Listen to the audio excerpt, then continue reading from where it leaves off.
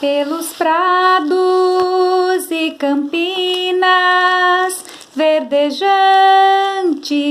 eu vou. É o Senhor que me leva a descansar junto às fontes de águas puras, repousantes eu vou. Minhas forças o Senhor vai animar. Tu és, Senhor, o meu pastor, por isso nada em minha vida faltará. Tu és, Senhor, o meu pastor, por isso nada em minha vida faltará, nada faltará. Bom dia, meus amores, tudo bem com vocês? Eu amo este salmo, por isso cantei como fazia na sala de aula com vocês, ok?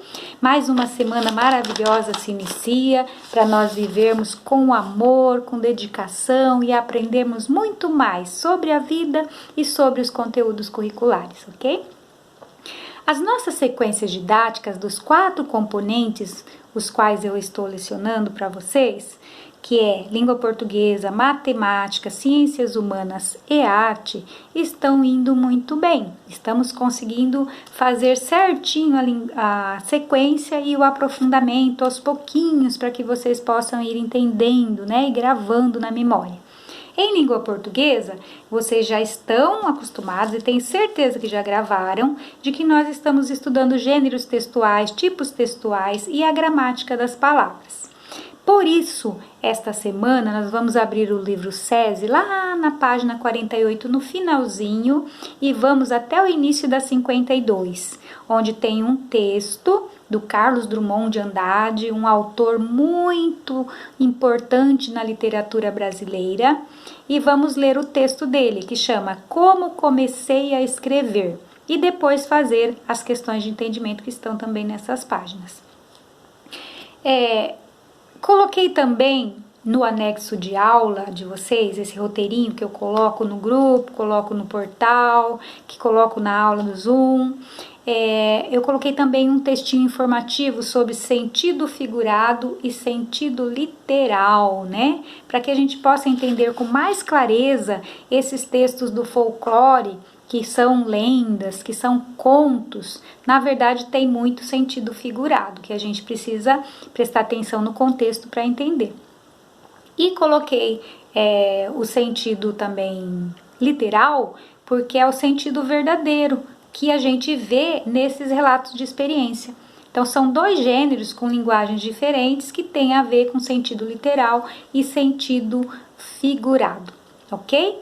No livro Conectados, vamos fazer a página 53 agora, que é o plural daquelas palavras, né? Substantivos e verbos terminados em ão. Existem 3 formas, vocês vão perceber lá que nem todas as palavras vão para o plural com a mesma terminação quando elas são escritas no singular com final ão, ok? Na matemática, nós estamos estudando no livro SESI as frações e a porcentagem, e de modo equivalente, né? O que vale uma e o que vale a outra, ou seja, as correspondências de igualdade, quando uma fração é igual a uma porcentagem. Lá na página 49 e 50 nós vamos agora. No EMAI, a gente está fazendo aquelas situações problemas, lá na página 41 agora nós vamos fazer 40 e 41, que é sobre multiplicação e divisão. Então tem lá, né, quando a gente tem quantidade de objetos na vertical, quantidade de objetos na horizontal, eu faço a multiplicação para saber quantos objetos eu tenho ao todo na caixa, né? Eu não preciso contar tudo um por um. E também a mesma coisa na divisão, quando eu sei o preço de muitos e quero saber de um, eu vou dividir para saber a unidade, né? Estão lá. E no livro A Conquista da Matemática, na página 86, vamos continuar com aquelas situações de multiplicação, cujas regras vocês anotaram há umas 2 semanas atrás, né? Sobre os fatores e o produto, ok? E agora, essas multiplicações a gente está fazendo em algoritmo, ou seja, são as continhas de pé, como vocês chamam. No componente curricular de Ciências Humanas, continuamos com a mesma sequência didática de antes, que é o tema A Formação do Estado Brasileiro, Estado escrito com letra maiúscula, significando o nosso país. E agora nós precisamos entender o porquê da independência do Brasil e as consequências. Para isso, é preciso definir o que é uma nação e o que é um Estado. Então, isso nós vamos ler essa semana nas páginas 39, 40 e 41, para ler o texto e fazer as atividades.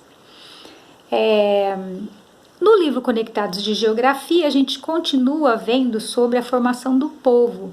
Então, nós vimos as nossas raízes indígenas, né? Nessas semanas anteriores. Agora nós vamos ler o texto sobre as nossas raízes africanas. Lá na página 42 e 43, eu creio.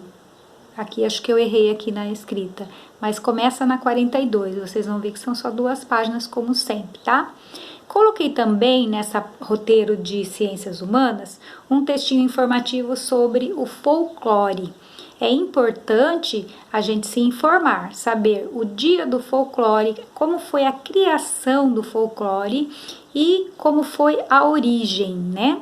Então lá está o textinho, um textinho só com esses subtítulos, de uma forma bem legal para vocês entenderem.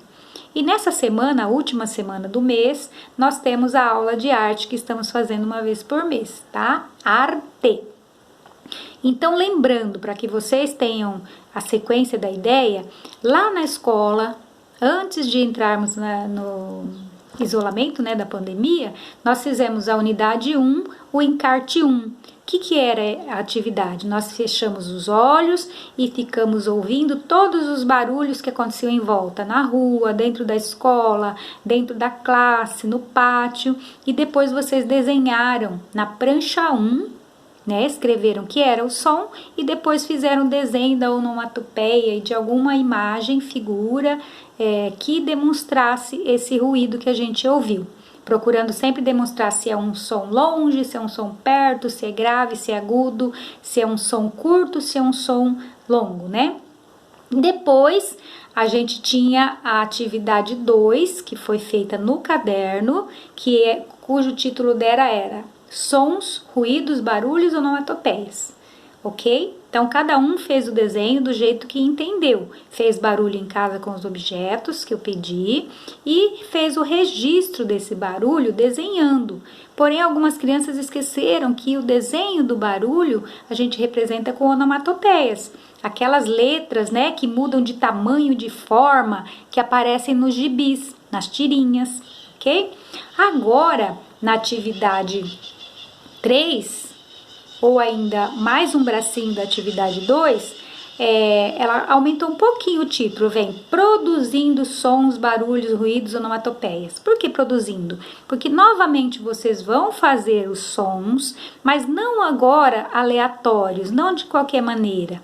Agora vocês vão fazer o som tentando combinar para formar uma melodia de música. Ou seja, o que é uma música? Um som agradável. Então a gente vai fazer vários barulhos e vai procurar pôr na ordem, ver qual barulho fica bonito ser primeiro, segundo, terceiro, quarto, quinto. E depois que fez o barulho, aí você vai pensar e registrar isso. Quando você registra o objetinho ali, o som que ele fez, em uma sequência de sons que vão ficando combinados, você está fazendo uma partitura. A semelhança de uma partitura tradicional. Porque na partitura tradicional, os músicos, eles têm símbolos que são convencionais, que o mundo inteiro conhece, qualquer um que olha a partitura sabe ler, assim como nós aprendemos a ler o alfabeto. Qualquer músico sabe ler, nós que não somos, não sabemos, mas percebemos que os símbolos, eles são sempre iguais quando a gente pega a partitura de uma música ou a partitura de outra música, só muda a ordem, como as letras.